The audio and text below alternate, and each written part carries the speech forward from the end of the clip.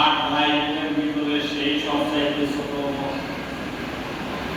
মনিরুল, আল্লাহ তাকে যে হায়াত দিয়েছিলেন সেই হায়াত অনুযায়ী সে চলে গেল।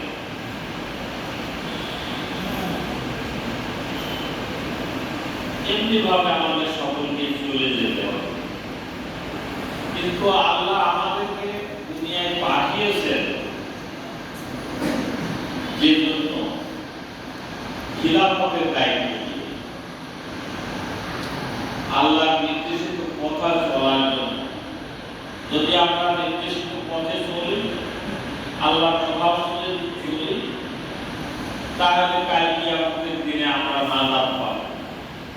আর আল্লাহ নির্দেশিত পথে যদি আমরা না চলি, তাহলে যে কঠিন শাস্তির সম্মুখীন হব।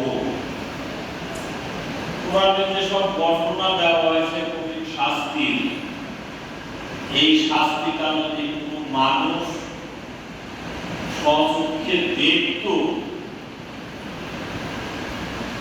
আমার মনে হয় কোরআনের আমি ব্যাখ্যাগুলি পড়ি, মনে হয় যে মানুষ তার জীবনে অন্য কোনো কাজের দিকেই সে মনোনিবেশ করবে না।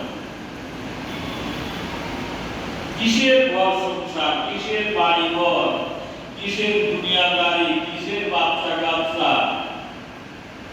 মানে যদি কোরআনের বর্ণনা অনুযায়ী জাহান্নামের ন্যূনতম কোনো শাস্তি স্বচক্ষে দুনিয়ায় দেখতে পারে, সে স্বাভাবিক থাকতে পারে না। আমি বোধহয় কথা বোঝাতে চাইলাম না। দাও দাও করা, লেলিহান শিকার, অগ্নিকুণ্ডলী, ধোঁয়া, পুজ, রক্ত, হাবুডুবু খাওয়া, খাওয়ার জন্য যতটুকু ফল দেওয়া, যার গলার ভিতর গলৎকর্ম হবে না, একেবারে কাঁটাযুক্ত খাদ্য তার পরিবেশন করা হবে। সে বলবে যে আমাকে একবারেই মেরে ফেলে, আমি আর বেঁচে থাকতে চাই না, কিন্তু সে বলবে না সেখানে। আমি ব্যর্থ না হলে তো ওইটাই আমার দরকার।